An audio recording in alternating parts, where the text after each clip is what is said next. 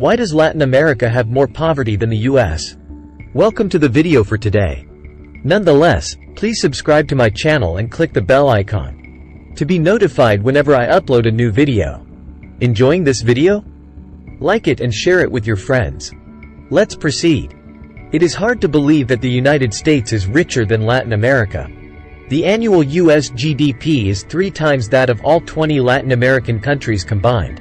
South American and Mexican societies were the most populous and prosperous, and most technologically advanced prior to the arrival of Columbus in 1492. What altered? Why are American garages larger than those found in Latin America? This question will likely be answered in one of 2 ways. The first is that the United States is the greatest country, unrivaled in terms of the creativity and political system of its people. The United States is supposedly one of the 7 wonders of the world. Therefore, its economic success is not unexpected. The second answer is that the United States excels at exploitation. Native Americans and slaves have been trampled by the US government and populace in pursuit of profit, and other American nations. Each explanation is accurate but overly simplistic. To comprehend why the average US citizen is wealthier than the average Mexican citizen, Argentina and Brazil should look beyond the uniqueness of the United States. An overview of the Americas is required. History is the best explanation for why some American nations are wealthy while others are poor. Who conquered the Americas during the 1500s and 1600s had a significant impact on their prosperity. In 1770, Spain and the United Kingdom ruled the Western Hemisphere. After multiple European nations claimed it, they established colonies in their likeness, with lasting consequences. Government was the primary distinction between Spain and the United Kingdom. The United Kingdom had an elected parliament, while Spain had absolute monarchs. The Spanish king claimed and distributed land to loyal noblemen in the Americas. With nobles as kings, the society became as hierarchical and unequal as Spain's. Nonetheless, Britain established colonies in which settlers participated in government. These distinctions influenced Spanish and British immigration to the Americas. The King of Spain dispatched noblemen and servants to conquer and rule. They frequently arrived without their wives and daughters, complicating life. In the New World, British families sought new beginnings in homes. They engaged their Native American neighbors in combat. Their societies were more stable and egalitarian than those of Spanish America. These differences were accentuated by the fact that Spanish and British colonies generated wealth differently. Spain controlled all of the major silver mines, making it simple to amass wealth. The British traveled to the Americas in search of gold and silver. If not, they began the laborious process of farming. Agriculture would be more profitable than mining and better for community development over time. By the late 1700s, Britain's colonies greatly benefited from Europe's strongest nation. Britain would become the first industrial society on the planet, making English speakers on both sides of the Atlantic wealthy. However, Spain had fallen 200 years behind, and had little commerce or technology to offer its colonies. After achieving independence from Spain in the 1820s, Latin America stagnated. When the Spanish monarch threatened their dominance in the New World, wealthy landowners declared independence, without a desire to share their wealth or power. They led revolutions that entrenched their position and the poverty of everyone else. The colonies in what is now the United States declared independence from Britain because the mother country failed to uphold freedom and representative government. These were enshrined and improved by the U.S. Constitution. The United States also supported the rule of law, a precondition for economic success. After achieving independence, the United States benefited from its welcoming attitude towards immigrants. People attracted to the country's free and open society contributed to its economic growth. Numerous individuals fled persecution or corrupt regimes that would repress or extort them. Nonetheless, slaves were equally vital to the U.S. economy. But their narratives were filled with horror rather than optimism. North America purchased hundreds of thousands from Africa. They primarily aided the American economy through cotton plantations. Cotton production drove the economic success of Britain and the United States in the 1800s. Britain required more cotton for spinning and weaving as a result of more efficient machinery. American entrepreneurs saw an opportunity. They were able to produce cotton cheaper than India and the Middle East due to the use of slave labor. Cheap native-free land also increased. In the 1800s, Britain became the richest nation. The United States assumed this position in the 20th century. Both were aided by representative government, the rule of law, and the inventiveness and diligence of their citizens.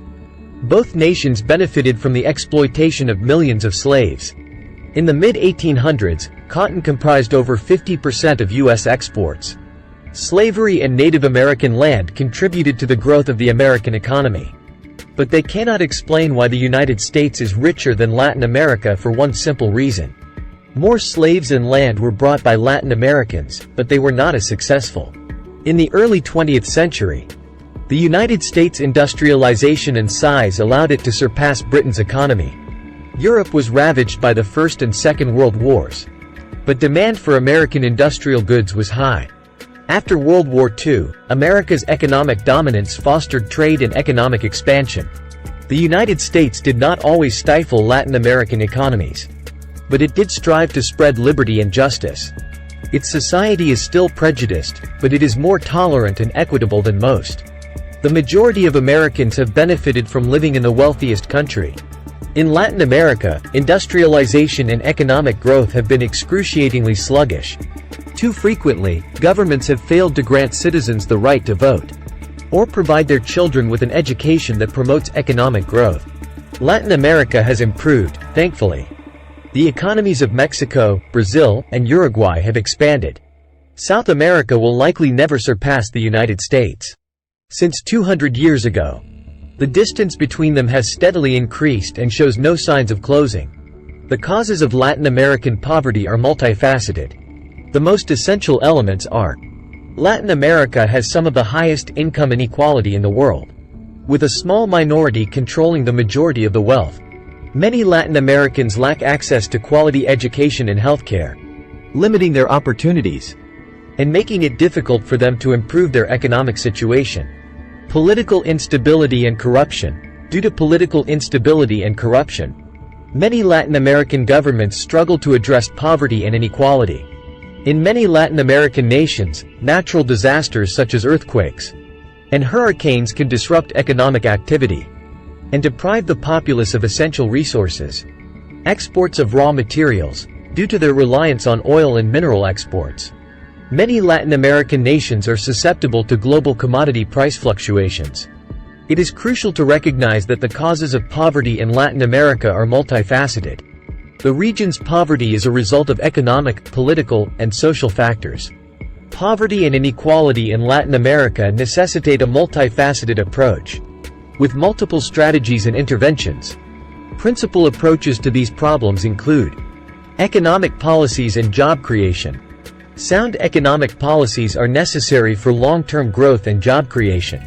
This includes fostering entrepreneurship, investment, infrastructure development, and industries that create jobs. To break the cycle of poverty, it is necessary to invest in quality education and skill development. Access to education, the quality of schools, and vocational training can help individuals acquire job readiness skills. Strong social protection programs, such as conditional cash transfers, can immediately assist vulnerable populations. These programs should provide health care, nutrition, and education, as well as foster independence. By redistributing wealth and assets, progressive taxation and redistribution can reduce inequality. This can be accomplished by increasing taxes on high-income individuals and corporations and providing targeted tax breaks to low-income groups. Microfinance and low-interest loans enable individuals and small businesses to invest, save, and accumulate assets. By addressing land inequality and implementing land reform policies, rural poverty can be reduced. By granting small farmers secure land rights, promoting sustainable agriculture, and supporting rural development, rural poverty is reduced. To alleviate poverty, gender equality and women's empowerment are indispensable. Egal access to education, healthcare, and economic opportunities can make societies more inclusive and equitable. Strong, accountable institutions are required for effective governance and equitable resource allocation. It consists of combating corruption, enhancing transparency, and bolstering the rule of law. Regional cooperation. By cooperating regionally, Latin American nations can share best practices, knowledge, and resources to combat poverty and inequality. Cooperation in trade, investments, and social programs can result in more comprehensive and effective solutions. Understanding poverty, inequality, and environmental degradation is necessary for environmental sustainability. Long-term progress and resiliency require sustainable development, protection of natural resources, and climate change mitigation. It is essential to note that strategies and approaches may vary by Latin American country based on local conditions and obstacles. In numerous ways, natural disasters can exacerbate poverty in Latin America. Homes, schools, hospitals, roads, and bridges may be harmed by hurricanes, earthquakes, and floods. Destruction of economic activity, restriction of access to basic services, and forced emigration can exacerbate poverty and recovery. Numerous Latin Americans rely on agriculture, livestock, and fishing. However, natural disasters frequently destroy these industries. These sector disruptions can result in job losses, decreased incomes, and food insecurity, thereby further impoverishing vulnerable populations. Natural disasters can temporarily or permanently displace people. People who are displaced have difficulty finding shelter, clean water, sanitation, and health care, which makes them more susceptible to poverty. Small businesses, which are essential to the economies of Latin America, are especially susceptible to natural disasters. Damage to businesses, inventories, and infrastructure can result in business closures, job losses, and economic decline, affecting business owners and workers. Disaster relief and recovery frequently necessitate government borrowing, which increases the national debt. This can divert resources away from poverty reduction programs and social services, resulting in long-term economic problems and impeding poverty reduction.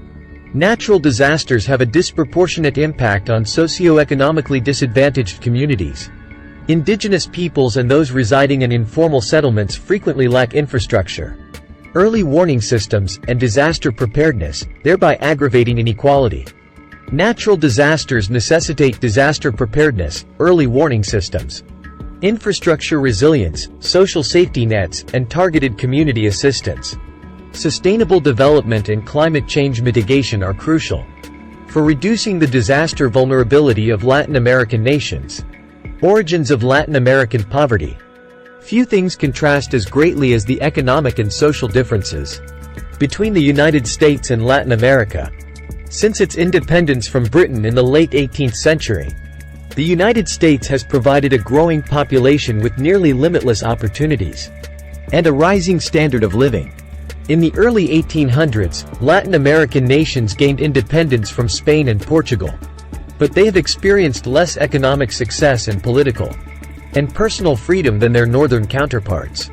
The disparity is exacerbated by the fact that many Latin American nations modeled their political systems after the American constitutional system. However, political dictatorship frequently brought with them monopolies, privileges, corruption, and widespread poverty. In the 1860s, following a 4-year civil war, the United States has enjoyed domestic peace and political stability. This contrasts with the violent political regime changes that have occurred in Latin America over the past 2 centuries, including civil wars and revolutions. The founding principles of the United States were life, liberty, and property. The American Republic was founded on the principles of the rule of law, checks on government power, and belief in free trade and enterprise. The web of mercantilist regulations, controls, and taxes that limited American colonists' economic freedom was the source of many of the grievances in the Declaration of Independence against the British Crown. Latin America was unique. Absolutist Spain exported to its New World colonies the worst aspects of a command economy and an authoritarian political system. Agricultural, mining, and commercial monopolies existed within the territories governed by Madrid. Imperial governors who were ruthless and corrupt collaborated with an imported and privileged aristocracy that claimed absolute power over everyone they ruled, whether native Indians or colonists from Spain or other parts of the empire's global reach. In Spanish-American domains, price and wage controls, import and export regulations, and occupational and professional guild privileges governed every aspect of life. Those higher up the monarchical food chain held absolute political authority over those lower down. British colonists along the eastern seaboard of North America demanded rights. Despite the absence of such a concept, there were only duties to fulfill, authority figures to respect, and privileges to buy and sell. Numerous attempts were made to create regimes as enlightened as the United States. Argentina did so with great success in the late 19th and early 20th centuries, and was considered one of the leading Western economies around the time of World War I. But the cultural remnants of Spain's authoritarian past have unfortunately kept dragging Latin American nations back to the ancient regime. Socialism, fascism, and communism are all examples of ancient regime ideologies. In the 1990s, economic and social progress resulted from market and freedom reforms. After economic failure and hyperinflations had brought these countries to the verge of collapse, they were implemented. Even as these reforms were being implemented, public policy was dominated by rent-seeking, buying government favors and privileges to avoid market competition, and democratic demagoguery, which flooded government spending and foreign-funded deficits in an effort to win the masses. Yates desires that his story be optimistic and not depressing. He believes that globalization will continue to exert pressure on Latin America to adapt and become more open and competitive. His hope is that this will encourage these nations to exercise fiscal and monetary restraint, as well as to strengthen the rule of law and legal transparency. Thank you for viewing. We'll see you next time. If you enjoy this video, please subscribe, like, and share it. Bye and have a pleasant day.